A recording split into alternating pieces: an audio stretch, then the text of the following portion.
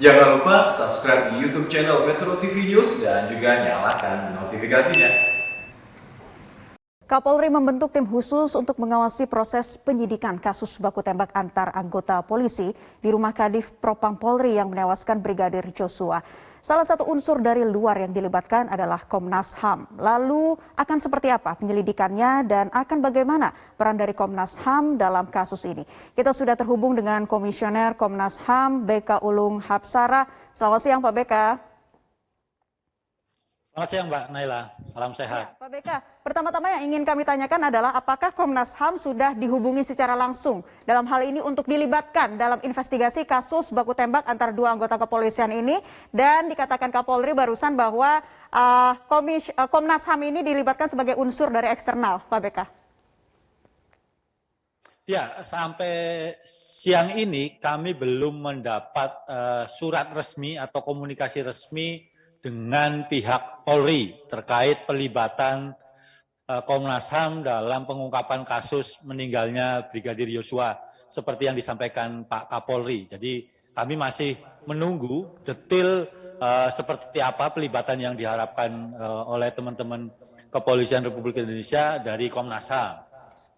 Itu yang pertama. Yang kedua juga tentu saja kami ingin mengetahui lebih banyak lagi nantinya soal level-level akses yang diberikan oleh kepolisian terhadap Komnas HAM kalau memang Komnas HAM dilibatkan dalam tim yang dibentuk oleh Kapolri tersebut, tetapi tentu saja dengan memperhatikan mandat dan kewenangan Komnas yang independen begitu. Baik, kasus ini menjadi semakin ramai atau semakin panas karena beberapa faktor. Yang pertama adalah karena keterlibatan dari anggota kepolisian itu sendiri. Kemudian juga adanya kejanggalan yang ditemukan di dalam tubuh korban, yang ini juga dimana diakui sendiri oleh pihak keluarga. Nah, bagaimana Komnas HAM menyoroti hal ini, Pak BK? Ya, yang pertama tentu saja kami berterima kasih kepada Kapolri yang sudah mau melibatkan Komnas HAM sebagai pengawas eksternal. Saya kira kan sebenarnya kerjasama seperti ini bukan barang hal yang baru begitu, karena sudah dari kami mungkin terpilih sebagai komisioner, kerjasama seperti ini sudah seringkali terjadi. Itu yang pertama. Yang kedua tentu saja Komnas HAM akan membentuk tim di internal Komnas untuk kemudian melakukan pemantauan penyelidikan, terus kemudian mengumpulkan data fakta sehingga fakta-fakta atau kemudian bukti-bukti yang terkait kasus tersebut menjadi lebih terang, dan juga sekaligus menjawab pertanyaan-pertanyaan publik terhadap kasus tersebut.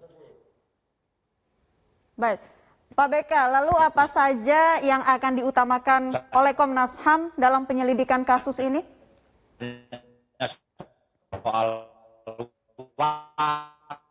Soal pengungkapan, kronologi. Ya, kalau memang belum mempelajari bagaimana permintaan Kapolri lebih detail ya Mbak, tetapi kami sudah punya pengalaman, saya kira misalnya dalam kasus KM 50, terus kemudian dulu tahun 2019 kerusuhan di Bawaslu, yang itu juga kerjasama atau kasus-kasus yang melibatkan anggota Polri ada begitu, dan saya kira nantinya tergantung juga bagaimana fakta-fakta di lapangan begitu. Baik, kita akan tunggu selanjutnya bagaimana fakta-fakta di lapangan. Pak BK, ditahan dulu karena ini juga kami akan menyampaikan informasi pemirsa bahwa jenazah Brigadir Nopriansah Yosua Huta Barat telah dimakamkan di kampung halamannya di Kabupaten Muaro Jambi pada Sabtu lalu. Saat kedatangan jenazah, keluarga mengaku sempat melihat langsung jasad Brigadir Joshua dan melihat sejumlah luka di tubuh Joshua. Kita dengarkan. Bilang dibuka itu peti mati. Datang yang mengantar dari Jakarta, Pak Simatupang. Beliau bilang, tolong tanda tangani dulu surat serah terima ini, katanya. Jadi saya bilang, kalau saya tanda tangani surat pengantar, sedangkan isi peti mati ini saya nggak tahu entah apa, anak saya apa tidak. Itu saya bilang, banyak orang mendengar itu, Bu. Jadi saya bersekutu nggak mau menandatangani, harus dibuka dulu. Mungkin bapak-bapak itu berpikir secara wajar lah, akhirnya mereka mengizinkan untuk membuka. Tapi tolong Pak Huta Barat, cukup dibuka tutupnya jangan dibuka semua katanya. Nah, waktu kami mau buka, semua orang-orang yang di situ disuruh tidak mengaktifkan HP atau merekam, tidak boleh katanya. Nah, malah disuruh keluar. Jadi itu aja yang saya dengar, orang saya nangis-nangis pula dengan anak saya gitu. Kok nggak boleh dibuka Pak? Kalau nggak boleh dibuka bajunya, saya melihat lukanya di mana, saya nggak mau tanda tangan. Itulah saya bilang. Akhirnya dibolehkan bapak-bapak itulah bajunya dibuka. Cukup 2 kancing. Jadi saya bukalah bajunya 2 kancing, baju dinasnya. Nampaklah bekas peluru kalau nggak salah, di sebelah kanan kalau nggak salah ya. Sudah saya lihat itu bekas peluru tambahannya yang dibedah itu untuk forensik. Saya maklum itu dijahit kan. Udahlah saya tutup begitu. Ya, itu adalah tanggapan dari ayah korban, ayah dari Brigadir Joshua. Kita akan minta lagi tanggapan juga nih dari Pak BK atas keterangan dari ayah korban yang ternyata memang menemukan sejumlah kejanggalan. Katanya seperti itu. Pak BK, seperti apa nantinya akan dilakukan Komnas HAM? Apakah juga akan menemui dari pihak keluarga korban?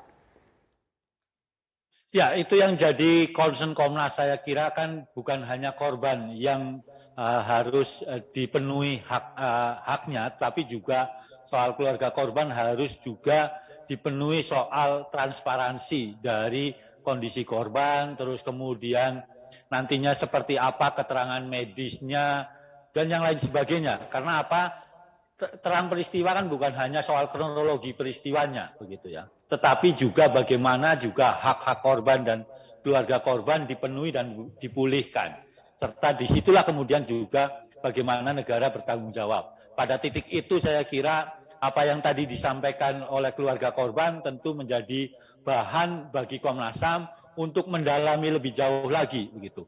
Kami akan bisa membuka kemungkinan juga untuk memanggil forensik atau ahli-ahli yang lain yang bisa memberi keterangan terkait dengan peristiwa-peristiwa yang ada, begitu. Jadi ini bukan hanya soal peristiwa di kediaman Pak Ferdi Sambo saja, tapi juga terkait dengan keluarga korban. Saya kira itu, Mbak. Ya, Pak BK, sebelum penyelidikan apakah ada rekomendasi awal yang akan diberikan oleh Komnas HAM? Ya, sampai saat ini kami masih menunggu terlebih dahulu komunikasi resmi Komnas HAM dengan kepolisian. Dari situ kemudian kami akan rapat di internal, menentukan strategi, metode, dan juga kalau diperlukan adalah tim seperti apa yang akan diturunkan oleh Komnas HAM. Itu yang pertama. Yang kedua tentu saja kami kemudian juga akan meminta beberapa hal kepada kepolisian supaya kerja-kerja Komnas ini seperti permintaan Pak Kapolri ini bisa didukung, begitu, soal akses, soal transparansi dan hal-hal teknis di lapangan yang mungkin berkembang selama pemantauan dan penyelidikan Komnas HAM. Tapi tentu saja itu akan mulai berjalan kalau sudah ada kejelasan dan detail seperti apa pelibatan Komnas HAM yang diharapkan oleh Kapolri seperti yang ada dalam statement kemarin sore. Saya kira itu, Mbak. Baik, sambil menunggu komunikasi lebih lanjutnya, tapi kalau Pak BK sendiri melihat adanya sejumlah kejanggalan dari kasus ini yang juga disoroti oleh masyarakat luas, seperti apa dari Komnas HAM menanggapinya? Ya, yang pertama begini, saya kira ini kan jadi perhatian publik, begitu, pertanyaan publik, dan Komnas HAM dan juga akan membantu sepenuhnya, begitu, sesuai dengan mandat kewenangan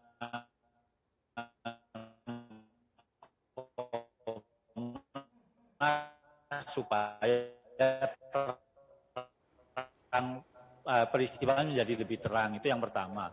Yang kedua juga sendiri, tetapi juga oleh kepolisian, begitu. Karena itu kan penyelidikannya utamanya di kepolisian.